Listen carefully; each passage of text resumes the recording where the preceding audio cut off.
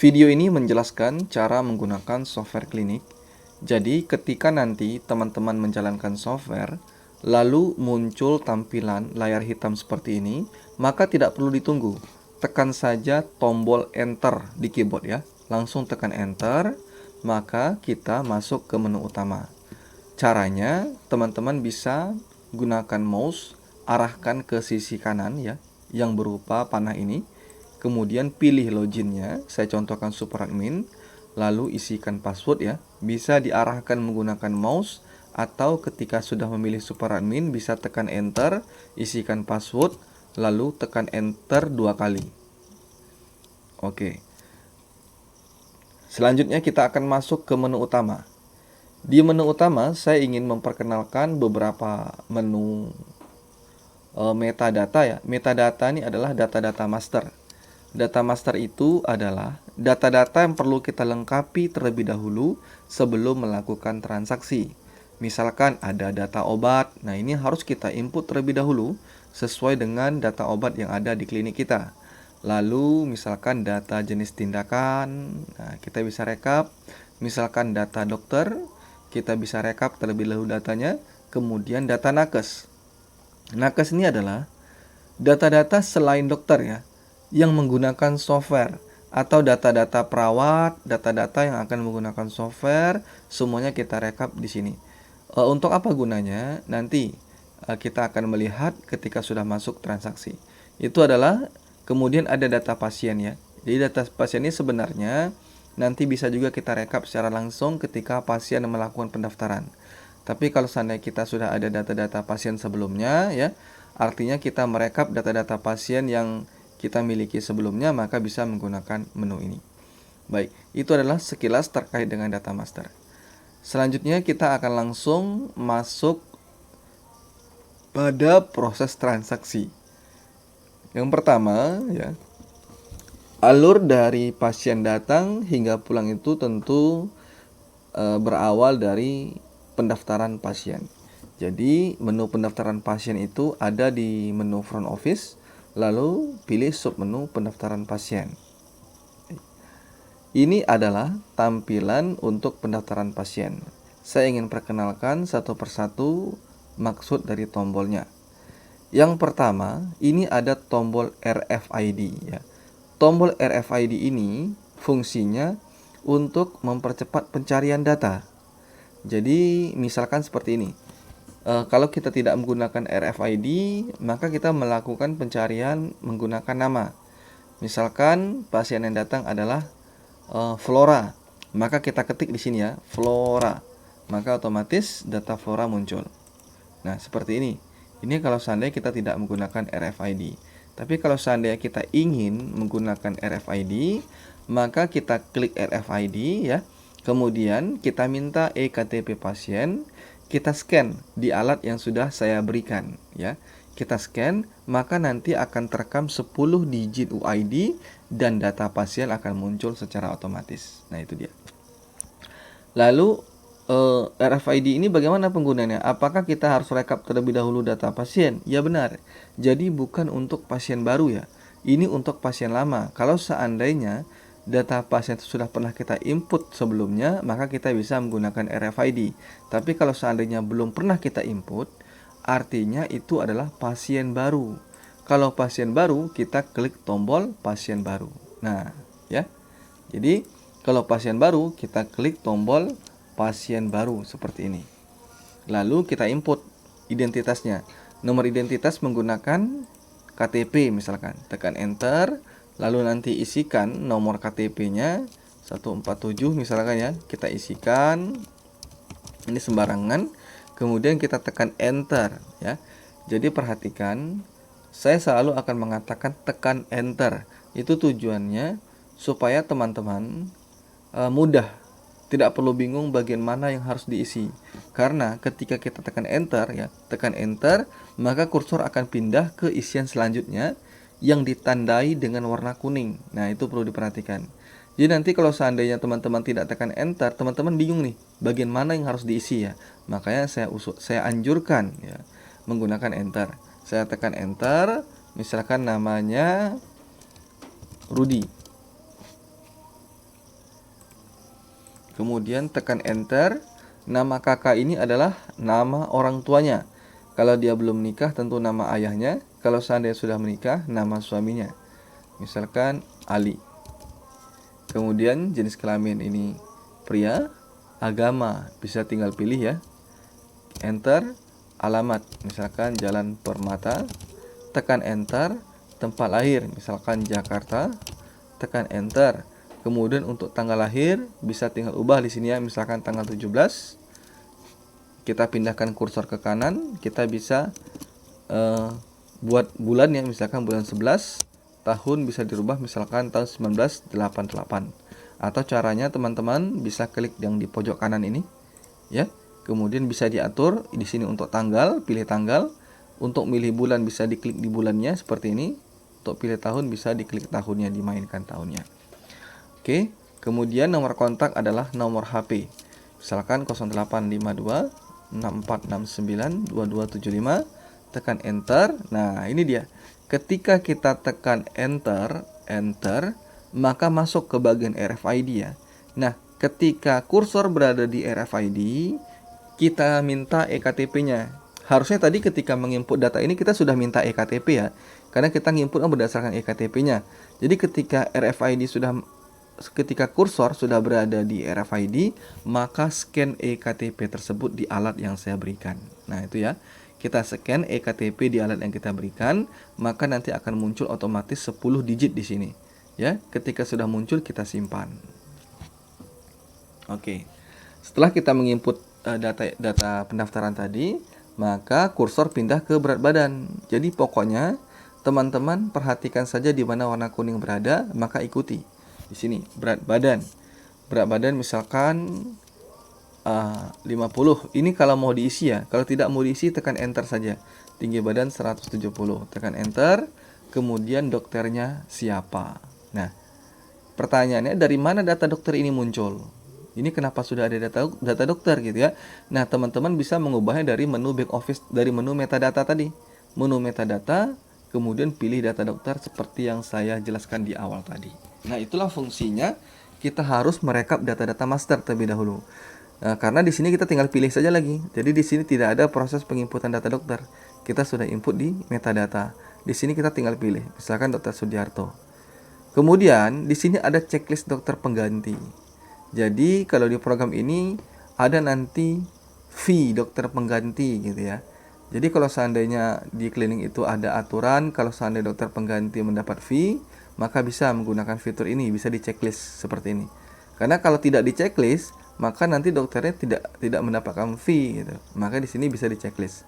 Tapi kalau seandainya di klinik teman-teman tidak ada aturan dokter pengganti ada fee, maka ini tidak perlu digunakan. Oke ya. Kemudian kita pilih perawatnya. Nah, inilah dari mana data ini muncul? Dari data nakes. Metadata, di menu metadata pilih data nakes. Di situ kita menambahkannya. Maka di sini nanti akan otomatis ya. Kemudian cara bayarnya kita pilih umum. Kemudian tekan saja enter. Oke. Datanya sudah masuk. Sampai di tahap ini bagian pendaftaran sudah selesai tugasnya. Ya. Sudah selesai tugasnya, tidak ada kerjaan lain lagi. Kerjaannya nanti tinggal melakukan penambahan data. Kemudian kalau ada pasien baru atau melakukan pencarian data kalau seandainya pasien lama. Oke ya, itu adalah cara proses yang ada di pendaftaran. Kalau seandainya di klinik teman-teman ada rawat inap ya, kalau seandainya ada rawat inap, maka baru kita lanjutkan prosesnya. Kita klik import rawat inap, kemudian kita sorot datanya, kita klik OK, kita pilih kamar berapa. Itu kalau seandainya ada rawat inap. Tapi kalau seandainya hanya rawat jalan, maka tidak perlu. Ya, maka tidak perlu kita melakukan proses selanjutnya. Jadi cukup sampai di sini. Oke. Selanjutnya, data yang diinput oleh bagian pendaftaran ini akan masuk ke bagian back office. Nah, di sini ada dua menu yang fungsinya hampir sama, ya, meskipun ada sedikit perbedaan. Jadi saya jelaskan ya. Saya jelaskan, mohon diperhatikan.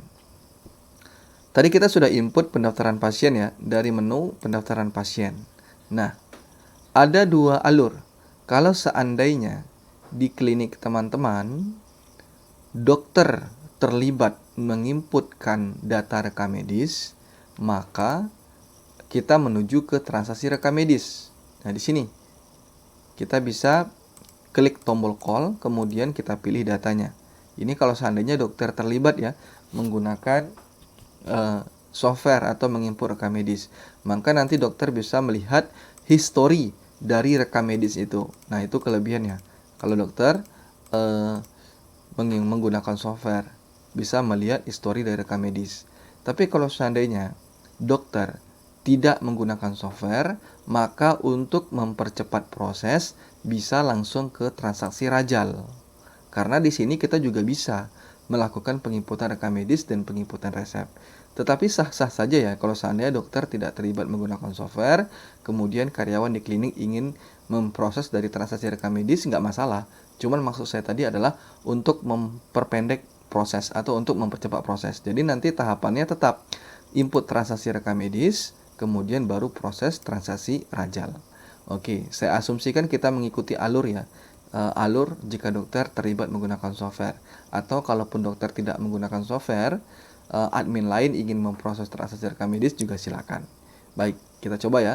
Kita masuk ke transaksi rekam medis, kita klik tombol call, kita pilih pasiennya. Oke. Nah, lalu kita bisa klik tombol rekam medis. Kenapa di sini kosong? Karena tidak ada data atau pasiennya adalah pasien baru, belum pernah berobat di klinik kita. Kalau seandainya pasiennya pernah berobat di klinik kita, maka akan muncul nih di sini rekam medis sebelumnya. Oke. Sekarang kita langsung aja ya, kita import rekam medis. Nah, di penginputan rekam medis di sini ada tab. Kalau seandainya kita ingin menginputkan vital sign dan pemeriksaan, silakan isi di bagian sini. Kalau seandainya kita ingin menginput diagnosa, kita klik tab diagnosa, kemudian kita bisa pilih misalkan diagnosa utama, kemudian kita tinggal cari saja nih abses. Nah, untuk diagnosanya ini sudah saya input ya. Kalau seandainya ada penambahan diagnosa baru, klik nih tambah diagnosa kalau ada. Kalau tidak ada, maka gunakan diagnosa yang sudah saya sediakan. Kemudian tindakan, kita bisa klik tab tindakan. Kita klik cari jenis tindakan, misalkan hacking seperti ini ya. Kemudian tekan enter, enter, enter, enter, enter. Nah, selesai. Ini dia. Kemudian kita bisa tambahkan tindakan, misalkan injeksi, enter, enter, enter, enter, enter. Nah, masuk. Ada pertanyaan, bagaimana kalau seandainya kami salah menginput tindakan ya? Kami ingin hapus, misalkan hacking ini tidak ada. Caranya kita tutup dulu nih. Kita tutup, kemudian di sini ya kita cari tindakan. Nah, ini muncul tadi injeksi ya. Kita sorot datanya dari kiri, kemudian kita klik ini, yang tombol merah ini. Klik, pilih yes. Oke, injeksi tadi sudah hilang. Seperti itu ya. Kemudian dokter kita anggap sudah selesai menginput rekam medis, lalu menginput resep. Nah, resep seperti ini. Misalkan obatnya apa? Flosigra. Enter, tekan enter, aturan pakai. Misalkan 3 kali 1, enter. Keterangannya apa nih? Sebelum makan. Atau di dosis ini sebenarnya bisa kita isikan keterangan ya, misalkan 3 kali 1 kalau seandainya tidak mau menginput di sini ya, 3 kali 1 sebelum makan, atau dosisnya misalkan 1 sendok ya, seperti itu. Sebenarnya maksud dosis itu adalah itu, bukan dosis di obatnya, tapi ini saya menambahkan keterangan baru lah, atau keterangan tambahan yang ingin ditambahkan, misalkan 1 sendok ya, atau apapun itu. Kalau tidak mau diisi ya tekan enter kan saja, tekan enter. Oke, kemudian KTY misalkan ini adalah jumlah yang diberikan oleh yang ditentukan. Tekan 2, enter, seperti itu. Misalkan ada resep yang kedua, Acivar ya seperti biasa. Kemudian tekan enter, enter. Misalkan ini tidak mau diisi ya, enter, enter, enter. Lalu KTY-nya 3, enter. Seperti itu. Jadi banyak cara penginputan. Ada juga klinik yang seperti ini saja ya. Misalkan Lostachev, enter, enter, enter, enter saja. Di sini diisinya 3 kali 1 gitu. Bisa aja sih. Jadi bebas saja nih, yang penting saya sudah menyediakan tombolnya. Silakan teman-teman input sesuai dengan kebutuhannya. Oke. Jika sudah, tutup saja. Oke, tutup. Lalu setelah kita dari transaksi rekam medis, baru kita pindah ke transaksi rajal. Jadi sebenarnya begini, kalau seandainya di klinik itu ada beberapa komputer, jadi transaksi rekam medis ini adalah menu yang diakses oleh di ruangan dokter. Kemudian transaksi rajal ini adalah menu yang diakses di bagian farmasi. Seperti itu sebenarnya. Tapi karena kita klinik misalkan hanya menggunakan satu komputer, maka kita harus pindah-pindah menu seperti ini. Kita masuk ke transaksi rajal. Nah, di rajal kita tinggal pilih data saja nih yang diinput oleh dokter tadi. Kita pilih datanya, maka secara otomatis akan muncul daftar resep yang sudah diinput. Jadi di bagian transaksi rajal, kita nggak perlu lagi nih nginput data. Kita tinggal enter, kita lihat datanya apa, kita siapkan nih obatnya terlebih dahulu ya. Kita siapkan di bagian farmasi. Kalau sudah kita siapkan dan pasien ini sudah siap akan membayar, ya sudah, jangan lupa diproses ya. Karena kalau seandainya di transaksi rajal datanya tidak diproses, maka tidak akan bisa melakukan pembayaran. Itu dia. Jadi memang intinya di transaksi rajal ini adalah proses terakhir untuk menyelesaikan data transaksi. Tekan enter ya. Tekan enter. Ya, pembulatan ini adalah untuk menggenapkan total ini. Ini misalkan 390.000 ya, kita bisa jadikan 400.000 dengan menambahkan pembulatan 10.000 misalkan. Nah, seperti ini. Tekan enter, enter. Oke, data berhasil disimpan. Kalau sudah selesai data diproses di transaksi rajal, maka selesai sudah pasien itu transaksinya. Tetapi apakah sudah selesai di program ini? Belum. Ada namanya menu pembayaran. Nah, ini harusnya nanti diakses oleh bagian kasir ya. Jadi kasir atau bagian pendaftaran ini sebenarnya bisa rangkap ini. Jadi dia sebagai pendaftaran sekaligus kasir juga bisa, atau kasir sebagai farmasi juga bisa. Intinya ada menu yang berbeda di sini, pembayaran. Nah, muncul ya. Jadi kita bisa lihat ini adalah data pasien yang harus membayar dengan total tagihannya 400.000.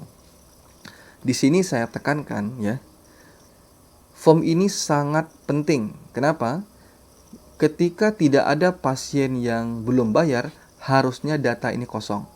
Jadi ketika kita buka pembayaran, harusnya data ini kosong. Artinya seluruh pasien kita sudah bayar.